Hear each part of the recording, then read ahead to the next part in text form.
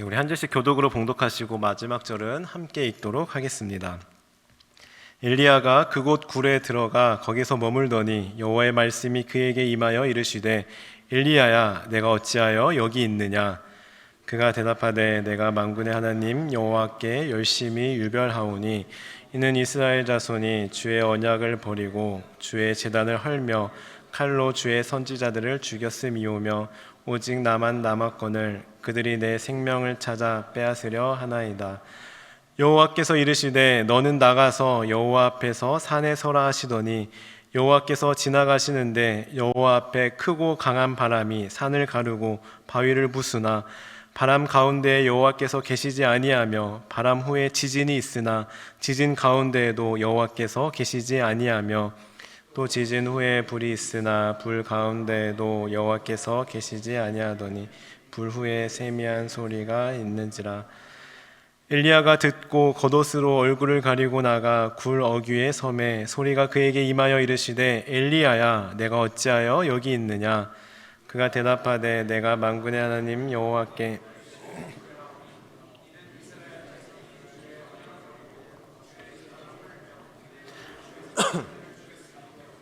오직 나만 남았거늘 그들이 내 생명을 찾아 빼앗으려 하나이다.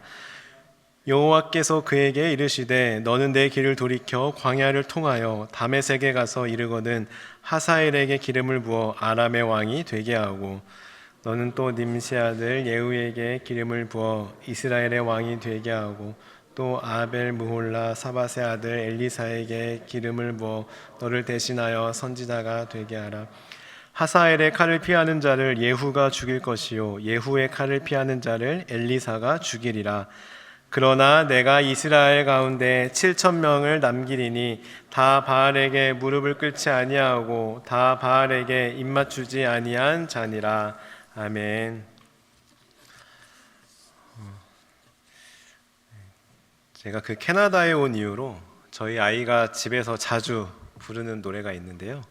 그 노래가 무엇이냐 하면 오 캐나다 Our home and native land. 이 노래입니다. 처음에는 그게 무슨 노래인가 싶었는데 알고 보니 캐나다 국가더라고요. 아이에게 물어보니 이 노래를 학교에서 매일 아침에 부른다고 합니다. 그런데 문제는 어느샌가 제 입에서도 오 캐나다 이 노래를 저도 모르게 부르고 있는 겁니다. 그래서 어느 날 하루는 아이가 또 오 캐나다를 부르고 있을 때 제가 아무 코멘트 없이 동해물과 백두산이 하며 하나님이 보호하사 우리나라 만세까지 불렀습니다. 그랬더니 저희 아이도 어이가 없었던지 킥킥 웃더라고요.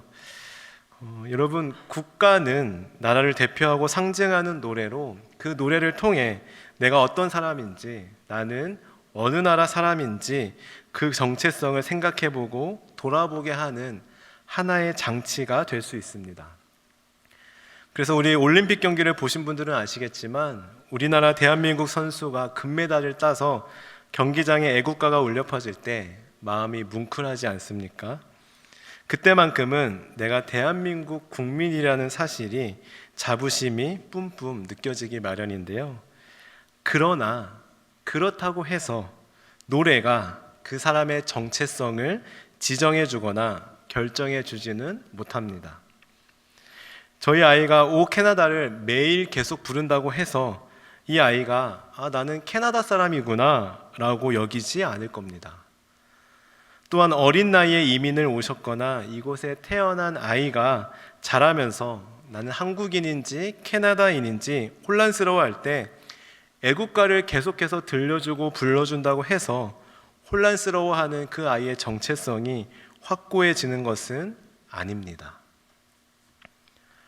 오늘 말씀은 자신의 정체성이 흔들렸던 선지자가 등장하고 이렇게 정체성이 흔들릴 때 하나님께서 어떤 해결 방안을 주셨는지에 대해 기록하고 있는데요. 참고로 우리 그리스도인의 정체성이 무엇인지에 대해서는 우리가 1월 한 달 동안 4번에 걸쳐 담임 목사님과 최선영 목사님 통해 이미 들으셨기 때문에 이 시간에는 또다시 그 정의에 대해서는 다루지 않겠습니다만, 그래도 집약해서 다시 한번 되새겨 보면 그리스도인의 정체성은 한마디로 사명이라고 할 수 있고, 이것은 올해 우리 교회 표어인 부르심이라고도 표현할 수 있습니다. 따라서 그리스도인의 정체성이 흔들린다라는 것은 사명이 흔들린다는 것이고, 부르심에 대한 확신이 흔들린다라고 할 수 있습니다. 오늘 말씀을 통해서 우리 그리스도인은 언제 정체성이 흔들리며, 정체성이 흔들릴 때 어떻게 해야 하는지에 대해 함께 은혜를 나누고자 합니다. 방금 전 소개해 드렸던 대로 오늘 말씀에는 자신의 정체성이 흔들렸던 선지자가 등장합니다. 그 사람은 바로 엘리야입니다. 사실 이 엘리야 선지자는 우리 모두가 잘 알고 있듯이 하나님의 놀라운 기적들을 많이 경험했고, 또 하나님의 능력을 힘입어 기적을 베풀기도 하였습니다. 그는 시냇가에 숨어 있을 때 까마귀들이 아침과 저녁으로 떡과 고기를 가져다 주는 놀라운 경험을 하였으며, 사르밧에서는 과부의 집에 기름이 떨어지지 않게 하는 기적을 직접 나타내었습니다. 뿐만 아니라 죽은 아이도 다시 살려냈습니다. 또한 바알 선지자들과 아세라를 섬기는 선지자들과의 대결에서 여호와의 불이 내려와 번제물을 태워 승리하는 놀라운 경험도 하였습니다. 그래서 우리가 엘리야를 설명할 때는 항상 기적의 선지자다라고 표현하기도 하죠. 그런 그에게 있어서 정체성이 흔들린다라는 것은 상상할 수 없는 일, 그와는 어울리지 않는 일이라고 할 수 있는데요. 그런데 오늘 말씀을 보면 그가 많이 흔들리고 있고 두려워하고 있음을 우리는 발견하게 됩니다. 우리가 시간 관계상 1절부터 8절까지 말씀은 읽지 않았는데요. 앞부분의 내용을 잠시 설명드리면, 앞서 바알 선지자들과 대결에서 엘리야가 대승을 거두었음에도 불구하고 아합의 아내인 이세벨이 굴복하기는커녕 강력하게 반격하며 자신을 죽이려고 하자 엘리야는 큰 충격과 두려움에 휩싸였습니다. 그래서 그는 이세벨을 피해 도망치게 되었는데요. 우리 3절의 말씀 함께 읽어보겠습니다. 3절만 읽겠습니다. 시작. 그가 이 형편을 보고 일어나 자기의 생명을 위해 도망하여 유다에 속한 브엘세바에 이르러 자기의 사환을 그곳에 머물게 하고, 함께 읽으신 대로 그는 자기의 생명을 위해, 한마디로 살기 위해 이세벨을 피해 도망쳤습니다. 그런데 그 밑에 4절을 보시면 그가 하나님께는 이렇게 말합니다. 제가 4절의 말씀을 읽어드리겠습니다. 자기 자신은 광야로 들어가 하룻길쯤 가서 한 로뎀나무 아래 앉아서 자기가 죽기를 원하여 이르되, 여호와여 넉넉하오니 지금 내 생명을 거두시옵소서. 나는 내 조상들보다 낫지 못하나이다 하고. 어떻습니까?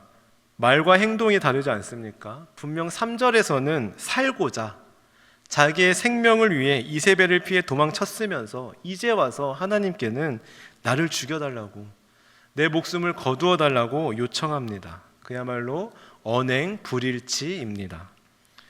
그렇다면 과연 어느 쪽이 그의 진심일까요? 전체적인 문맥과 뉘앙스를 보았을 때 전자가 그의 진짜 마음인 것 같습니다. 정말 그가 죽고자 했다면 이세벨을 피하거나 두려워하지 않았을 것이기 때문이죠. 제가 지난번에도 잠깐 말씀드린 적이 있었는데요. 저희 외할아버지께서 올해 연세가 102세이십니다. 그런데 아직도 병원을 안 다니시고 정정하신데요. 저희 외할아버지께서 가끔 하시는 말씀이, 오래 살아서 뭐해, 일찍 죽어야지, 자식들 고생시키면 안 되지, 빨리 가야지 라고 말씀하시곤 합니다. 그게 벌써 한 20년째 계속되고 있는데요. 어느 날은 제가 외할아버지 댁을 방문했는데 할아버지 댁 현관문 입구에서 막 하하하하 하면서 막 껄껄 웃는 웃음소리가 들리는 겁니다. 뿐만 아니라 이렇게 막 박수까지 막 치시면서 그야말로 박장대소를 하고 계셨습니다. 그 모습을 보고 우리 할아버지 뭔가 기분 좋은 일이 있으신가 보다 생각하며 외할머니께 여쭤봤습니다. 할머니, 할아버지 무슨 기분 좋은 일 있으세요? 그랬더니 외할머니께서 설명해 주시길 TV를 보는데 어느 한 의사가 나와서 많이 웃고 박수를 많이 쳐야 혈액순환도 잘 되고 오래 살 수 있다라고 했다고 합니다. 그 의사의 말을 듣고 억지로 웃고 일부러 박수를 그렇게 치고 있다라는 것이죠. 그러고는 자식들, 손주들 만나기만 하면 내가 오래 살아서 뭐해, 일찍 죽어야지, 너희들한테 피해 주면 안 되지 하면서 아직까지 말씀하시는데요, 저는 우리 할아버지의 그 모습이 귀엽게 느껴졌습니다. 그냥 투정하는 걸로 느껴졌기 때문이죠. 지금 엘리야도 마찬가지인 것 같습니다. 하나님께 진짜 자기를 죽여달라고, 자기 목숨을 거두어달라고 진심으로 간절히 요청하고 있는 게 아닙니다. 그저 하나님께 불평하고 투정 부리고 있는 것 같습니다. 그리고 엘리야의 이런 진짜 속내를 하나님께서는 당연히 알아차리셨습니다. 그래서 5절부터 8절까지의 말씀을 보시면 그를 전혀 꾸짖지 아니하시고 오히려 천사를 보내어 음식을 먹여주시고 또 어르고 달래며 위로해 주셨습니다. 그런 다음에 하나님께서는 엘리야에게 말씀하셨습니다. 9절 하반절 말씀입니다. 여호와의 말씀이 그에게 임하여 이르시되 엘리야야 내가 어찌하여 여기 있느냐 하고 말입니다. 여러분, 이 말이 무슨 뜻입니까? 너 왜 여기 있어? 라는 말은 여기는 네가 있을 곳이 아니야, 너 이러고 있을 때가 아니야 라는 의미입니다. 즉 하나님께서는 엘리야가 자신이 어떤 사람인지, 자신의 정체성이 무엇인지, 자신의 사명이 무엇인지를 다시 한번 생각해 볼 수 있도록 질문을 던지신 것이죠. 그러자 엘리야가 대답합니다. 우리 10절의 말씀 함께 읽어볼까요? 시작. 그가 대답하되 내가 만군의 하나님 여호와께 열심히 유별하오니 이는 이스라엘 자손이 주의 언약을 버리고 주의 제단을 헐며 칼로 주의 선지자들을 죽였음이오며 오직 나만 남았거늘 그들이 내 생명을 찾아 빼앗으려 하나이다. 여기 보시면 열심히 유별하오니 라는 부분을 우리 개역전 성경에서는 열심히 특심이오니 라는 말로 번역했었죠. 그래서 열심히 특심이다 라는 그 유명한 말이 바로 엘리야가 한 말입니다. 그렇습니다. 엘리야는 사명을 위해 최선을 다한 사람입니다. 본인 스스로가 나는 하나님을 위한 열심이 특심이다 라고 말할 정도로 최선을 다했습니다. 그의 열심에 대해서는 어느 누구도 뭐라고 할 수 없습니다. 그런데 자신이 열심히 특심일 정도로 그렇게 희생하고 헌신하고 열정적으로 사명을 다했음에도 불구하고 정체성이 흔들리자, 사명이 흔들리자 네가 어찌하여 여기 있느냐, 너 여기서 뭐 하느냐 라는 하나님의 말씀에 깨닫지 못하고 도리어 항변하고 있는 겁니다. 교회 일을 하다 보면 이런 성도님들을 많이 만나게 됩니다. 올해는 도저히 못하겠다고, 그만 내려놓겠다고, 그만 두겠다고 말이죠. 그리고 그렇게 말씀하시는 분들 보면 정말 그동안 교회를 위해 열심히 특심이셨던 귀한 분들이셨습니다. 틀림없습니다. 인정합니다. 생각해 보십시오. 여러분, 정체성이 흔들린다라는 것은 그래도 열심히 했다라는 의미입니다. 아무것도 안 하는 사람은 흔들릴 수 없습니다. 흔들리지 않습니다. 저는 그래서 그 마음이 이해가 됩니다. 그 말은 진짜 내려놓겠다고, 그만두겠다는 말이 아니라 나 좀 알아달라고, 나 좀 인정해달라고, 나의 특심을 인정해달라는 투정이라는 것을 알기 때문입니다. 그래서 인간적인 마음에 오늘 하나님께서 보내신 천사가 한 것처럼, 제가 마치 천사가 된 것처럼 열심히 특심이었던 그 성도님을 어루기도 하고 달래기도 하며 위로해 보지만 쉽게 마음이 풀리는 분은 많이 안 계셨습니다. 오늘 엘리야처럼 말입니다. 그러나 하나님은 엘리야를 포기하지 않으셨습니다. 11절과 12절을 보시면 엘리야를 불러 산에 서게 하셨습니다. 그리고는 그 앞을 지나가시며 산을 가르고 바위를 부술 정도의 크고 강한 바람을 불게 하셨지만 그곳에 하나님은 계시지 않았습니다. 다음으로 지진도 일으켜셨으나 그곳에도 하나님은 계시지 않았습니다. 마지막으로 불을 일으켰으나 그 불 가운데도 하나님은 계시지 않았습니다. 다만 그 불이 일어난 후에 세미한 소리가 들려왔는데 그제서야 드디어 그곳에 세미한 소리 가운데 하나님께서는 엘리야에게 말씀하셨습니다. 여러분, 하나님의 역사는 큰 바람과 지진과 불이 일어날 정도로 기적 같은 상황에만 나타나지 않습니다. 하나님은 엘리야가 그동안 경험했던 것처럼 신비롭고 놀랍게만 역사하지 않으십니다. 하나님의 역사는 항상 권선징악으로만 이루어지는 것이 아닙니다. 하나님의 역사는 우리가 바라고 우리가 기도하는 대로만 이루어지지 않습니다. 하나님은 항상 우리가 좋아하는 대로 뭔가를 극적으로 통쾌하게 역전시키며 일하시지만은 않습니다. 세미한 소리 가운데, 잠잠한 가운데 일하시기도 하십니다. 따라서 우리는 내가 원하는 결과를 정해놓고 내가 원하는 시나리오를 짜놓고 그것을 바라며 그것을 위해 열심을 내고 특심을 내는 것이 아니라 하나님의 세미한 음성에 귀를 기울이며 우리의 사명을 다해야 하는 것입니다. 하나님은 능력 있고 힘차게 일하시기도 하시지만 부드럽게 일하시기도 하시기 때문입니다. 그렇게 하나님께서는 그동안 기적의 선지자로 불리울 만큼 엘리야에게 있어서 신비한 경험을 많이 하게 하셨지만 이번에는 다른 방법으로 그에게 다가가셨던 것입니다.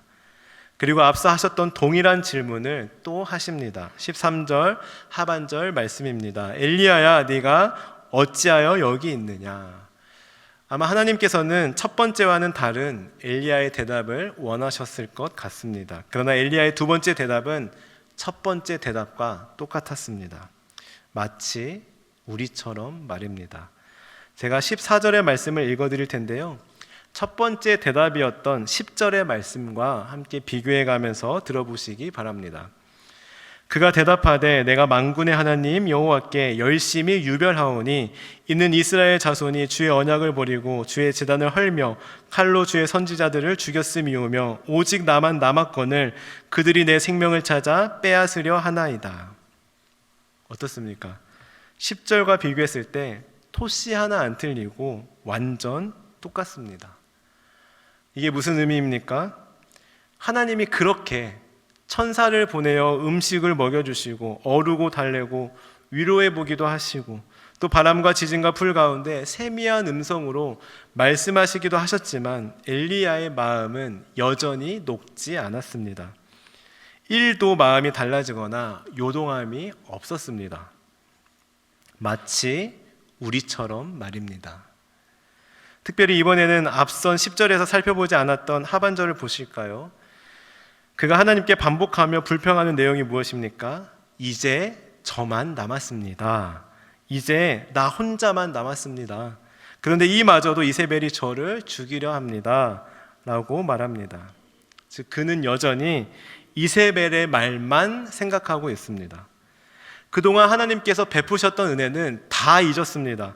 시냇가에서 까마귀를 보내어 아침 저녁으로 떡과 고기를 먹여주신 하나님의 은혜는 다 잊었습니다. 사르밧 과부의 집에 기름이 떨어지지 않게 하고 죽은 아이를 살려냈던, 불도 내려주신 하나님의 능력을 경험했던 은혜는 다 잊었습니다. 하나님께서 천사를 보내어 음식도 주시고 어르고 달래주시는 것보다 바람과 지진과 불 가운데 세미한 음성으로 하시는 하나님의 말씀도 귀에 들어오지 않았습니다. 오직 하나, 이세벨의 말만 귀에 담고 이세벨의 말만 묵상하고 있습니다. 다른 것은 들리지 않습니다. 고집도 이런 고집이 없죠. 옹고집, 똥고집입니다. 마치 우리의 모습 같습니다. 그러나 하나님은 여전히 엘리야를 포기하지 않으셨습니다. 그래서 이번에는 엘리야에게 이렇게 말씀하십니다. 15절과 16절의 말씀인데요, 우리 함께 읽어볼까요? 시작. 여호와께서 그에게 이르시되 너는 내 길을 돌이켜 광야를 통하여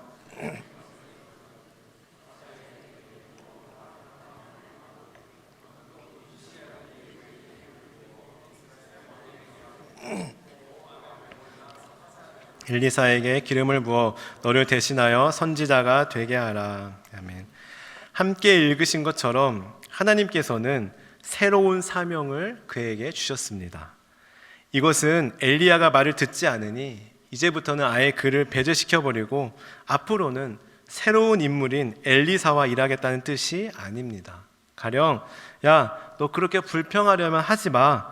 너 하나님의 일을 기쁨으로 해야지, 감사함으로 해야지. 그렇게 억지로 하려면 하지 마. 나도 참을 만큼 참았어. 이제 됐으니까 네 말대로 그만둬. 하지 마. 너 말고 엘리사도 있어. 라고 혼내시고 꾸짖으시는 게 아닙니다. 새로운 사명을 주시는 겁니다. 여러분, 엘리야가 원했던 대답은 무엇이었을까요? 그래? 걱정하지 마. 내가 이세벨 없애줄게. 이세벨이 너 못 죽이도록 내가 도와줄게. 그러니까 걱정하지 마. 이것 아니었을까요? 그러나 하나님께서는 엘리야가 원하고 바랐던 해결책을 제시해주지 않으시고 오히려 전혀 생각지도 못했던 새로운 사명을 주셨습니다. 여러분, 하나님은 우리가 원하고 바라는 대로 일하시는 분이 아니십니다. 내가 원하던 목표와 결과를 놓고 그것에 대하여 그것을 위해 열심과 특심을 내었을 때 그대로 이루어 주시지는 않습니다. 그것은 하나님의 일이기 때문입니다. 하나님의 영역이기 때문입니다. 우리는 우리의 사명만 다하면 됩니다. 그런데 우리는 자꾸 하나님이 하셔야 하는 일을 내가 하려고 합니다. 내가 하나님의 역할을 하고 싶어 합니다. 그래서 내가 열심히 한 만큼 결과를 보기 원하고 그 결과가 도출되지 않을 경우 엘리야처럼 흔들리고 좌절합니다. 그러나 여러분, 내가 스스로 결과를 정해놓고 그것을 위해 내 열심이 특심일 정도로 내가 원하고 바라는 결과만을 위해 하나님의 일을 한다면 그 안에는 하나님의 은혜가 자리할 수 없습니다. 하나님의 은혜가 비집고 들어갈 틈조차 없기 때문입니다. 온통 내 노력, 내 수고, 내 헌신, 내 땀, 내 의로 가득 차 있기 때문입니다. 여러분, 사명은 나의 열심으로, 특심으로 하는 것이 아닙니다. 은혜로 하는 것입니다. 그렇다면 혹시 여러분 가운데 그럼 굳이 내가 열심히 안 해도 되겠네. 어차피 하나님의 은혜로 다 이루어질 거. 내가 사명을 위해 최선을 다하지 않아도 되고 우리 표어처럼 내가 굳이 선한 싸움을 싸울 필요가 없겠네 라고 생각하실지 모르겠습니다만 그렇지 않습니다. 진짜 사명을 다하는 사람은 그 사명을 통하여 하나님의 은혜를 발견하게 됩니다. 그저 하나님께서 나에게 주신 사명을 향해 한 걸음 한 걸음 묵묵히 걸어가다 보면 하나님의 은혜가 그 안에 고스란히 담겨 있음을 우리는 발견하게 되는 것이죠. 뿐만 아니라 하나님께서는 우리가 홀로 사명을 다하도록 외롭게 내버려 두지 않으십니다. 오늘 말씀을 보시면 엘리야가 정체성이 흔들릴 때, 사명이 희미해졌을 때 그가 오해하며 하나님께 항변했던 게 무엇입니까? 나 혼자 남았다는 것입니다. 나 혼자 열심히 죽치고 장구치고 다 하고 있다는 것입니다. 그럼 그에게 하나님께서 뭐라고 말씀하십니까? 18절 말씀입니다. 그러나 내가 이스라엘 가운데 7,000명을 남기리니 다 바알에게 무릎을 꿇지 아니한, 다 바알에게 입맞추지 아니한 자니라. 아멘. 이게 무슨 말입니까? 아니야, 너 혼자 남은 거 아니거든. 이스라엘 가운데 너의 동역자가 7,000명이나 남아있어 라고 말씀하고 있습니다. 여기서 중요한 것은 이 7,000명은 하나님께서 앞으로 새로 보내주실 선지자가 아닙니다. 이미 남아있었던 7,000명입니다. 즉 새로운 동역자를 붙여주시는 것이 아니라 원래 하나님께서 붙여주셨던, 그러나 엘리야가 정체성이 흔들리고 사명이 희미해져 느끼지 못했던, 발견하지 못했던 선지자들을 가리키는 것입니다. 다시 말해 원래 내 곁에 있었지만 나의 열심으로 인해 보이지 않았던 동역자들입니다. 같은 교회에 다니고는 있지만, 한 공동체에 속해는 있지만 내 생각에 답답해 보이는 사람들, 내 생각에 아무것도 안 하는 것처럼 느껴졌던 사람들, 내 생각에 아무 도움도 되지 않는 것처럼 느껴졌던 사람들인데 그 사람이 바로 하나님이 보내주신 동역자라는 것입니다. 내 생각에, 내 기준에, 내 판단에 그래 보였던 것이지 우리 동역자들도 나름대로 자기 영역에서 자기의 사명을 다하며 함께 하나님의 길을 걸어가고 있는 사람들입니다. 여러분, 우리 동역자들을 귀하게 여기는 은혜가 있기를 바랍니다. 하나님께서 보내주신 귀한 동역자들을 귀하게 여길 줄 아는 우리 모두가 되기를 바랍니다. 우리 그런 의미로 옆에 계신 분과 인사해 볼까요? 귀하십니다. 네. 저의 동역자가 되어주셔서 감사합니다. 네. 앞으로 제가 더 잘하겠습니다. 네. 네. 말씀을 정리하겠습니다. 사랑하는 성도 여러분, 우리의 정체성이 흔들릴 때, 우리의 사명이 흔들릴 때는 언제입니까? 첫 번째로 다른 사람의 말과 평가를 통해 흔들립니다. 오늘 엘리야는 이세벨의 말 한마디에 흔들리고 좌절했습니다. 이세벨이 엘리야를 죽인 게 아닙니다. 죽이겠다고 협박한 겁니다. 그야말로 말에 불과합니다. 무려 850여 명의 우상을 섬기는 선지자들과 대결해서 전혀 주눅들지 않고 위풍당당했던 엘리야의 모습은 온데간데 없고, 사람의 말 한마디에, 그 말 한마디에 열심히 특심이었던 엘리야의 사명이 흔들렸습니다. 우리도 마찬가지입니다. 수많은 역경과 고난도 다 헤쳐가며 사명을 향해 나아갔지만 정작 사람의 말 한마디에 좌절하고 흔들릴 때가 있습니다. 두 번째로는 내 기대와 다른 결과가 나왔을 때 우리는 흔들립니다. 내가 그렇게 열심히 했는데 내가 원하던 결과가 나오지 않고 내가 바라고 예상했던 대로 이루어지지 않을 때 우리는 흔들립니다. 세 번째로 혼자라고 생각될 때 흔들립니다. 나 혼자만 열심히 하네. 다른 사람은 다 남일 보듯 하고 다들 무관심한데 나만 열심히 하네. 내 일도 아니고 내 가족 일도 아니고 교회 일인데 하나님 일인데 왜 나만 이 고생하고 있지? 하는 생각이 들 때 흔들립니다. 그렇다면 이렇게 우리의 정체성이 흔들릴 때 하나님께서는 어떻게 하십니까? 첫 번째로 우리에게 새로운 사명을 주십니다. 처음에는 은혜로 시작했지만 점점 그 자리에 나의 노력과 나의 숙달된 기술과 나의 의가 들어가 있을 때 하나님은 내 힘이 아닌 하나님의 은혜로 다시 시작할 수 있는 새로운 사명을 주십니다. 두 번째로 동역자를 발견하게 하십니다.